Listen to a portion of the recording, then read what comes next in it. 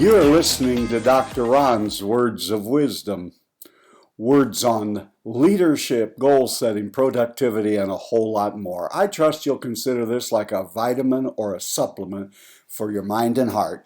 And wherever you receive podcasts, would you please subscribe to Dr. Ron's Words of Wisdom and leave a rating and a brief written review. I'm looking for some leaders that I can come alongside and encourage and cope and help and even maybe be a mentor to you. If you'd like to see if there's a possibility of us working together, go to drronblake.com/call, get on my calendar, and I will give you a call. I was just recently in the state of Virginia speaking to a group of leaders, and I alluded to a book that I have read by Dan B. Allender called Leading with a Limp, talking about the vulnerabilities of leadership. Now, Dan's book is going to be overtly Christian, and I make no apologies for that, but wherever you are in your faith journey, you can certainly apply his truths. I had a wonderful time, but one of the things that will come to mind when you first begin this leadership journey is the exceeding vulnerabilities that there are to being a leader. Now, I've never met Dan Allender, but I've read his books, and I highly, highly recommend any of them to you. Some of them, I see, even have study guides. But here is one of the premises of his writings. If you are a leader, you are in for the battle of your life. This is the interesting little secret that no one ever tells you. When you are contemplating becoming a leader or seeking a leadership capacity or position, we have a tendency to focus on the positive. Then I will have influence and I will be able to direct and deploy and I'll be able to use my gifts and my talents. And if you're a person of faith, I can find my God-given mission for the world. Rarely does one ever think about that when you are in a leadership position, you are in the battle for your life or of your life. Now, I am not saying this to discourage you. Most of you who are in leadership positions already know that everything I have said heretofore is absolutely 100% correct. There are lots of reasons why being a leader and being in leadership positions is complex, and we'll look at some of that today. But one of the biggest things you're going to have to overcome, you may want to stop whatever you're doing and write this down. One of the largest obstacles you and I ever have that we need to work with, understand, overcome, and even hone it a little bit, and that is ourself. To the degree that you face and name and deal with your failure. Here's one of the things why I like Dan Allender's books, is that he talks about the fact that all leaders have foibles. All of us at some time have failed. It has not worked out as we thought it was going to work out. How do you handle those difficult, unsettling? How do you get past it and get better instead of getting better, or allow it to help develop your leadership rather than you creating a false narrative that everything is okay, there's no reason to look around here, I have everything together. But to the degree that you name and deal with your failures, and let's just stop for a moment, because narcissistic people and people with extremely large egos do not like to think that they're a failure. It's either their parents' fault, the school teacher's fault, their spouse, their parents, their pastor, their boss, their fellow employees, the neighbor, the president, the Congress, and on it goes. Yes, there are times that other people help contribute to the drama in our lives and the difficulties and the failings. But there are times, friend, where we just need a real courageous dose of honesty. We have created the mess we're in. You will create an environment to the degree you face and deal and name your failures. You'll create an environment conducive to growing and retaining productivity, your commitment, and you'll be a blessing to your colleagues and all that you have in common.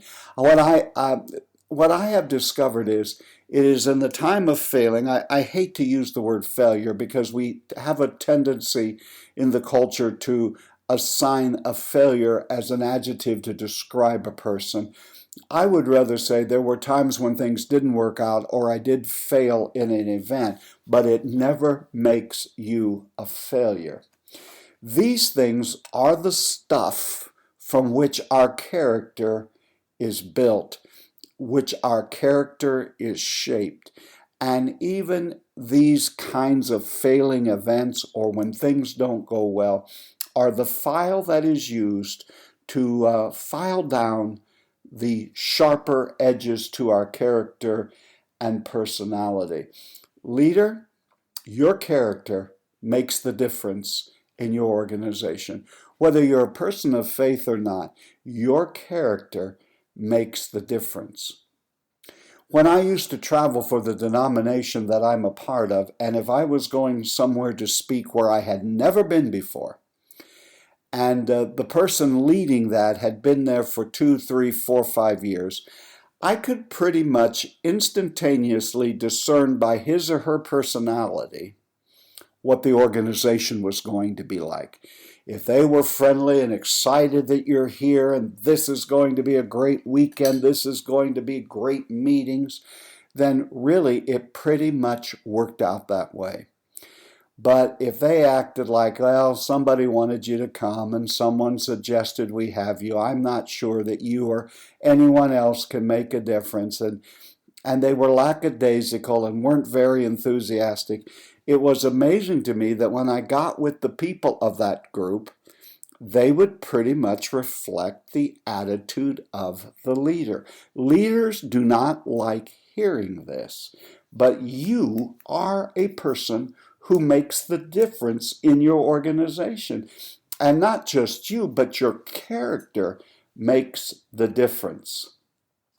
The first thing that we want to talk about, and this is going to be a two-part podcast the way it's looking, is one of the things that you do is you make decisions. That's one of my favorite definitions from Seth Godin, is when he's with a group of people and asks everyone what they do, and they all begin to describe their vocation and their job and their title perhaps. And he says, no, what you do is make decisions.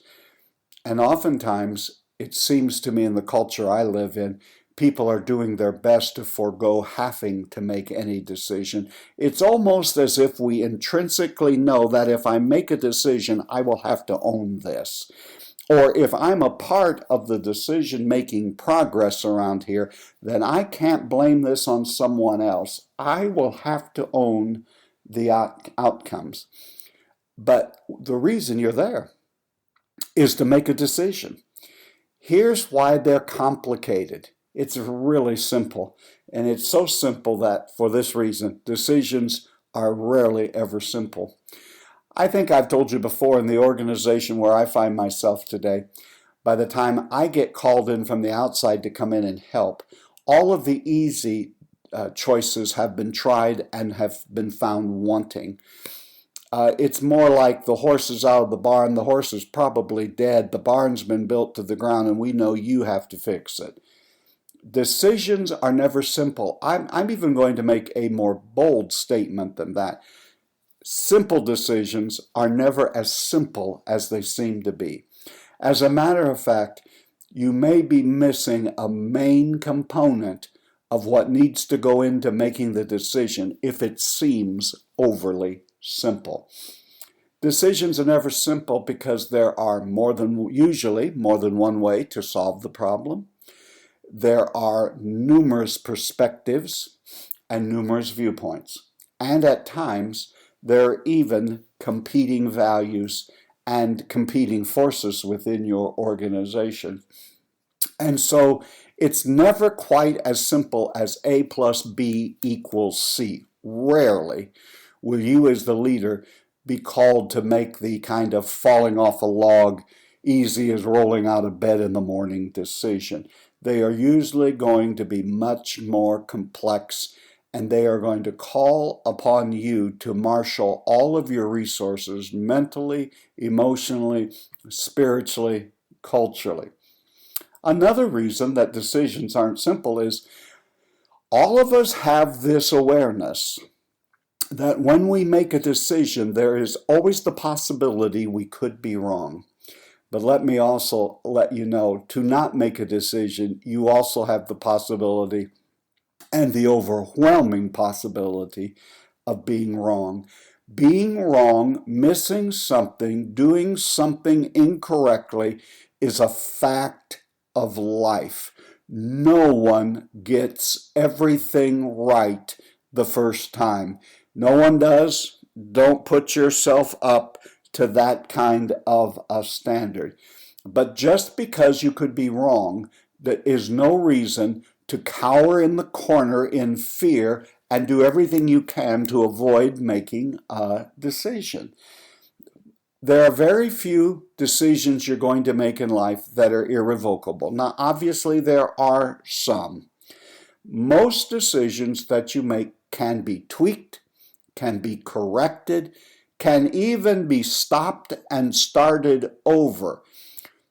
You will only be able to progress as a leader when your fear of doing nothing becomes greater than your fear of making the wrong decision.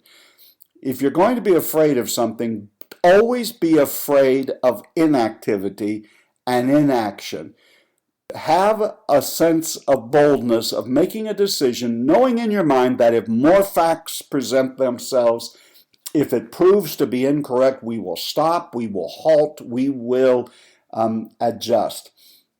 Here's another area where I feel that leaders get into trouble, especially in the church.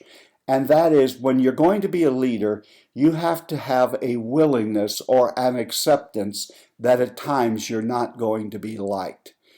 There are times in the organization where I'm involved, I had to be a part of some pretty difficult decisions. I have told the story on more than one occasion. There have been people who have been in my lifetime great friends who will no longer speak to me. They did the ultimate painful thing in our culture, and that is they even unfriend you on Facebook. I've walked into places where the people who used to be my friends, used to be very close friends, will turn their back so as to not have to speak to me. Now, you know, if you've done what I've done for most of my adult life, I would be less than candid to say that that's not painful. But you give up some of your rights when you become a leader, and one of those rights is the right to be liked. My friend, be more fearful of not doing the right thing than of not being liked. It's why many people will never be able to be a leader, because they are such overwhelming people pleasers that they can't make the right decision. Now, I'm not talking about going out of your way to be offensive and to be unkind or to be mean-spirited. But what I am saying is, have the moral authority to do the right thing. You have to do the right thing. Right by the organization, morally right, right to move things along. And then you just have to take yourself out of it for a few minutes. Many of the best leaders I know weren't people who really strove and were striving to be called a leader. Matter of fact, there are many people who are outstanding leaders today that did everything and they tried to avoid it. They did everything they could. They knew there were going to be problems if they were a leader. Always be fearful of the pride-filled people who always push themselves or elbow themselves to the front of the line. because there are going to be times when you're going to have to deal with crisis. A crisis is an eruption of chaos, and it happens in every organization. It's one of the real strong reasons why we need leaders. The complexity of life and the absolute competing ideas that there are, and there'll be times when you'll feel betrayed by someone who you had great confidence in. There'll be times when you're lonely, because to make a decision at times means you have to at times stand by yourself. And all of this can lead to a sense of weariness. If you're a faith-filled person, give it to God. But always rather make your goal to be right, to make decisions based on principle and not personalities. Make your decisions on principle, not pleasing the crowd. Now, don't get up and try to be offensive and mean-spirited, but understand you have been called to be a leader, and you have been called to make a decision. You've been listening to Dr. Ron's Words of Wisdom, words on leadership, goal setting, productivity, and a whole lot more. I trust today this has been like a vitamin or a supplement for your mind and heart. And wherever you receive this podcast, please subscribe to Dr. Ron's Words of Wisdom. Pass the word around. Leadership friend, remember today, you are doing better than you think you are. You really are. And until the next time, this is Dr. Ron saying, have a great and blessed day.